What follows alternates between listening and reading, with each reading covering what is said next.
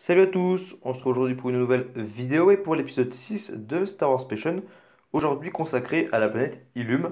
Alors je remercie Collection Star Wars 47 de m'avoir proposé le sujet de ce Star Wars Passion et n'hésitez pas d'ailleurs à m'en proposer un pour le prochain épisode en commentaire et on va pouvoir partir directement dans cet épisode 6 de Star Wars Passion qui j'espère vous plaira.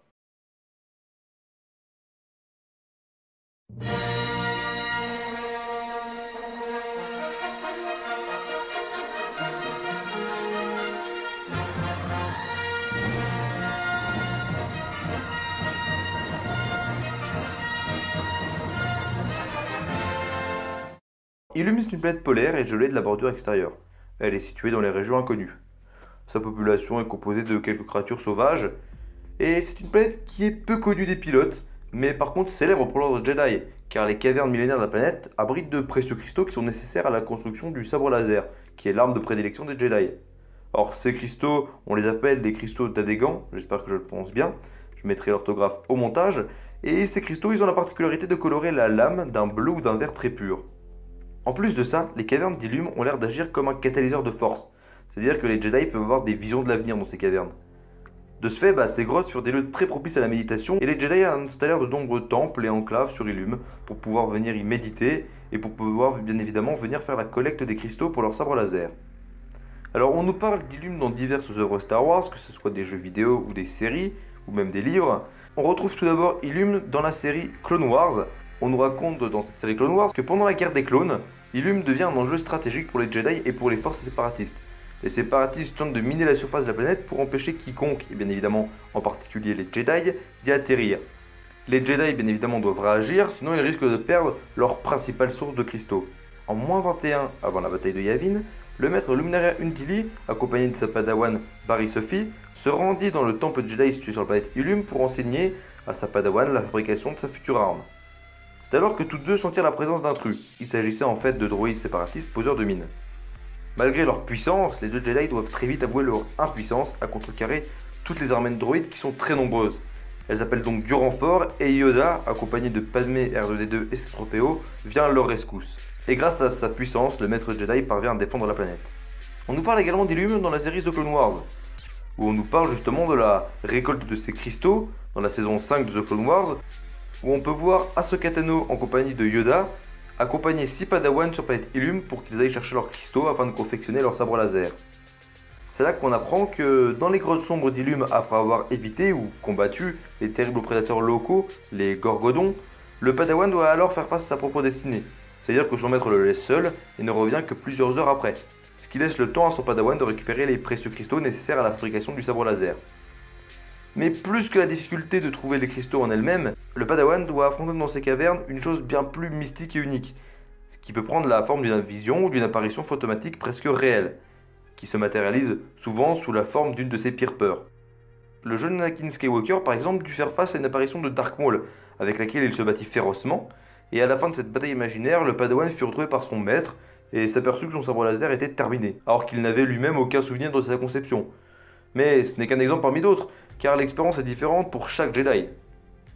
D'ailleurs, pour la petite anecdote, quelques décennies plus tard, le fils d'Anakin Skywalker, Luke Skywalker, fit une expérience similaire, mais cette fois-ci dans la grotte du mal de Dagobah, dans l'épisode 5 de Star Wars, l'Empire contre-attaque. Et cette grotte, visiblement, possédait les mêmes propriétés mystiques liées à la force que les cavernes d'Ilum. Lorsque Palpatine renverse la République et instaure un empire, la plupart des Jedi meurent suite aux terribles purges déclenchées par l'Ordre 66. Et Ilum sombre dans l'oubli. Seuls quelques rares Jedi survivants et l'empereur lui-même ont toujours connaissance de l'existence de cette planète. L'Empire fit d'ailleurs sceller les portes de la grotte aux cristaux, et un an après l'Ordre 66, il entreprit de moissonner activement les cristaux d'Ilum, ce qui dévasta la planète. La localisation d'Ilum était déjà gardée secrète depuis des siècles. La planète devient très vite un mythe, et les rumeurs à son sujet vont bon train avant tout simplement de cesser. Après cela, plus personne ne visita Ilum, et rares furent les pilotes à passer dans son secteur. Alors comme je vous ai dit, Ilum est apparu dans diverses œuvres Star Wars The Old Republic, où j'ai pas grand chose à vous dire, c'était juste quelques missions qu'on pouvait faire sur Ilum. Après j'ai pas trop joué à jeu, donc voilà, je peux pas non plus tout vous raconter sur Star Wars The Old Republic. Je vous mettrai une photo au montage bien évidemment, et je sais que dans le jeu on peut jouer quelques missions sur Ilum. Voilà, ensuite comme je vous l'ai dit, ça a paru dans la série Clone Wars, avec la défense d'Ilum contre les séparatistes qui tentent de miner la planète. Donc ça se passe dans les chapitres 14, 15 et 16 de Clone Wars. Également dans la saison 5 de Star Wars The Clone Wars, là où on voit la récolte des cristaux par les Padawan, accompagnés de Yoda et d'Ahsoka Tano. Et on voit également Illum dans le jeu Empire at War. Alors maintenant, j'ai deux petites anecdotes à vous partager sur Illum. La première, donc on sait que les grottes d'Illum contiennent de nombreux cristaux qui permettent de donner, comme je vous l'ai dit, au sabre laser une couleur verte ou bleue très pure, mais il y a également quelques rares cristaux violets, et donc on suppose que le cristal du sabre violet de Mace Windu vient des grottes d'Illum. Et la deuxième anecdote, c'est une théorie intéressante que j'ai trouvée sur le net, et pas mal de vidéos d'anglophones qui en parlaient d'ailleurs, une théorie qui date d'un peu avant la sortie de Star Wars 7, la théorie qui est la suivante, Illum et Starkiller. Alors en fait, pour ceux qui ne savent pas ce que c'est Starkiller, je vais replacer un peu dans le contexte. Donc Starkiller, c'est une base du Premier Ordre, avec une arme ultime qui permet de détruire des systèmes solaires entiers.